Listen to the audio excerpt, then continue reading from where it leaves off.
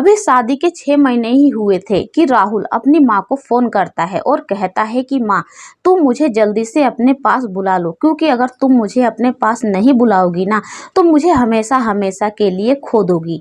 जिससे जो राहुल की माँ है वो अब काफ़ी ज़्यादा परेशान हो जाती है और सोचती है कि मैं अपने बेटे को इतनी दूर मुंबई से कैसे लेकर आऊँ, क्योंकि कुछ दिनों पहले ही जो राहुल है वो मुंबई चला गया था अपनी पत्नी के साथ, और वो भी घर से भागकर, और लव मैरिज किया होता है उसने, जिससे वो बहुत ज़्यादा प्यार करता था। और लाख मना करने के बाद भी वो उस लड़की को लेकर अपने साथ चला जाता है, क्योंकि वो उससे बहुत प्यार करता है और लड़की भी उससे बहुत ज़्यादा प्यार करती है। लेकिन आखिर इन 6 महीनों के बाद ऐसा क्या होता है जिससे कि राहुल का अचानक से फ़ोन आता है और वो कहता है कि माँ, अब मैं नहीं बचूंगा, तुम मुझे जल्दी से आकर ले जाओ।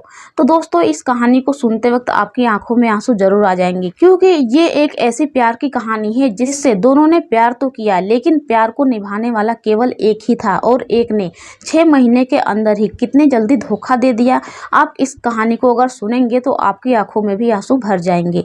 तो हेलो दोस्तों, मेरा नाम है मनोरमा, और अगर आपको ये हमारी छोटी सी स्टोरी पसंद आए ना तो इस वीडियो को लाइक जरूर करें और ज़्यादा से ज़्यादा शेयर करें, और अगर आप इस पर प्यारा प्यारा कमेंट करते हैं तो हम अपनी नेक्स्ट वीडियो में आपका नाम जरूर लेंगे। तो दोस्तों, ये कहानी है बलिया जिले के एक छोटे से गांव रसड़ा की, जहां पर एक लड़का जो है राहुल नाम का, वो अपने ही पड़ोसन जो घर के बिल्कुल बगल में होती है उसकी लड़की से प्यार कर बैठता है, जिसका नाम होता है पूजा।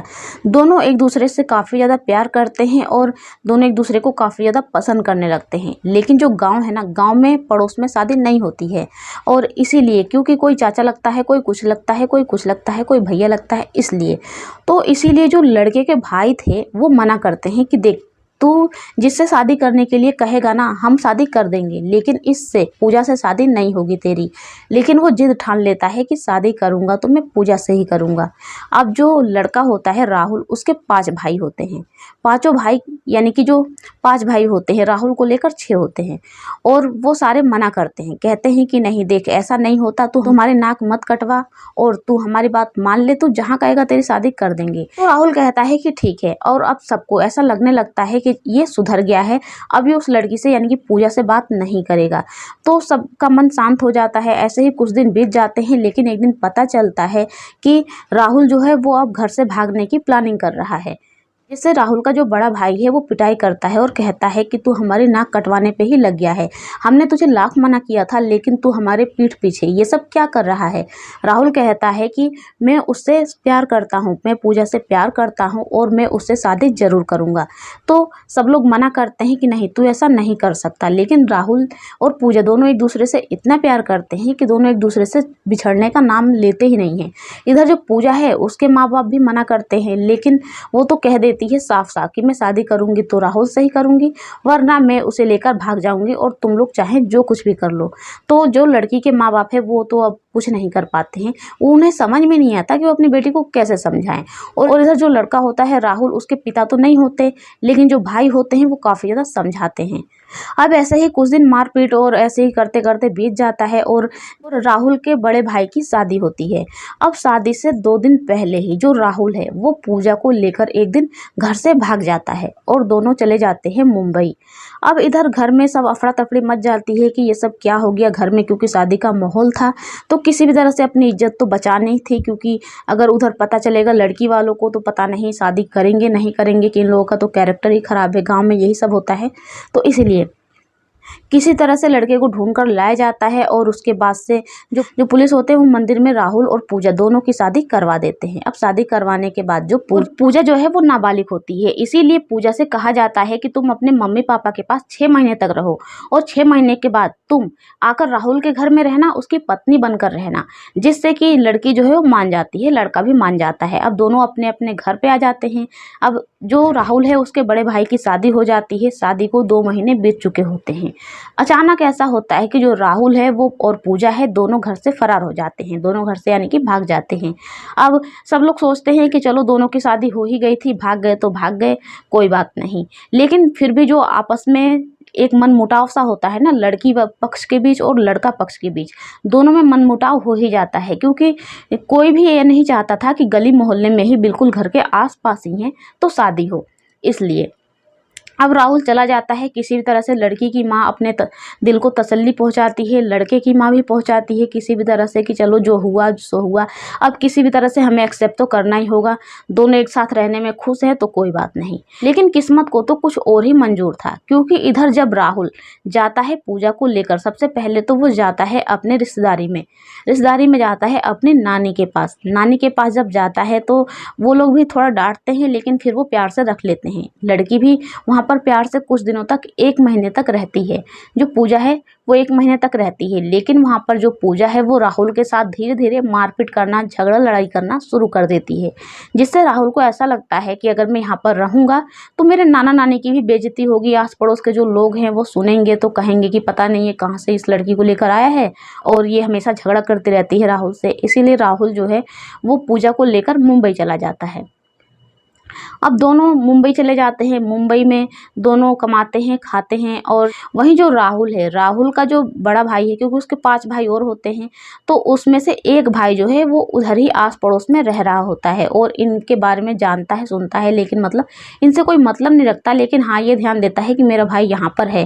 भाई कितना भी अपना गलत क्यों ना करे, लेकिन अपना तो अपना ही होता है। इसलिए तो वो देखता है कि चलो सब कुछ ठीक है। वो कुछ दिनों के बाद वहाँ से गाँव चला आता है। लेकिन यहाँ पर जो राहुल है उसके साथ तो कुछ अलग ही अत्याचार होने लगता है। आपको बता दूं कि जो पूजा है उसका अब राहुल से मन भर गया होता है। वो राहुल को बार बार बात बात पर झगड़ा करती है, उसके साथ मारपीट भी करती है। लेकिन जो राहुल है, राहुल पूजा से बहुत ज़्यादा प्यार करता था।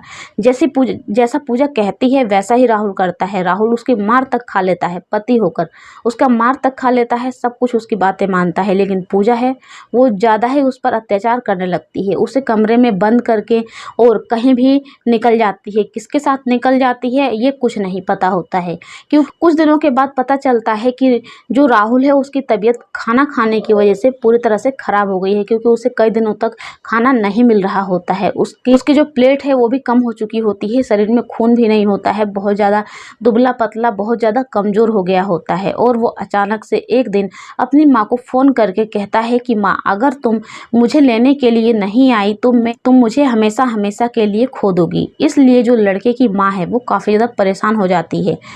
पूजा की माँ से झगड़ा करने लगती है कि अगर मेरे बेटे को कुछ हुआ तो ये अच्छा नहीं होगा। तो किसी भी तरह से अब जो राहुल है, राहुल को फ़ोन करके घर पे बुलाया जाता है। कुछ लोग उसे लेकर आते हैं। पूजा है वो गाँव भी लेकर आती है। गाँव लेकर आती है तो यहाँ पर क्या होता है कि राहुल की तबीयत बहुत ज़्यादा बिगड़ चुकी होती है। राहुल की हालत देखकर जो आस पड़ोस के भी लोग होते हैं और जो भाई होते हैं, क्योंकि सारे भाई तो बाहर थे, कमाने के लिए गए होते हैं और केवल 2 भाई ही घर पे होते हैं, तो ये दोनों भी काफ़ी ज़्यादा परेशान हो जाते हैं। गरीब लोग होते हैं, पैसा कौड़ी भी नहीं होता है इनके पास। किसी भी तरह से इधर उधर से कर्जा लेकर बहुत ज़्यादा इलाज करवाने की कोशिश करते हैं। जिस दिन राहुल आया उस दिन राहुल बहुत ज़्यादा कमज़ोर हो गया था और उसके मतलब खून की उल्टी बार बार हो रही थी। और अब राहुल की माँ तो इतनी ज़्यादा घबराई होती है कि उसे कुछ समझ में नहीं आता। वो इधर उधर लेकर हॉस्पिटल में भागते हैं। लेकिन जिस दिन राहुल आया उसकी अगली सुबह ही राहुल हॉस्पिटल जाते वक्त ही रास्ते में दम तोड़ देता है, जिससे पूरे गांव में हाहाकार मच जाता है कि आखिर ये क्या हो गया। अभी तो इन दोनों की शादी को 6 महीने ही हुए थे और 6 महीने के अंदर ही आखिर ऐसा क्या हो गया जिससे राहुल की जान चली गई। किसी को कुछ समझ में नहीं आ रहा था।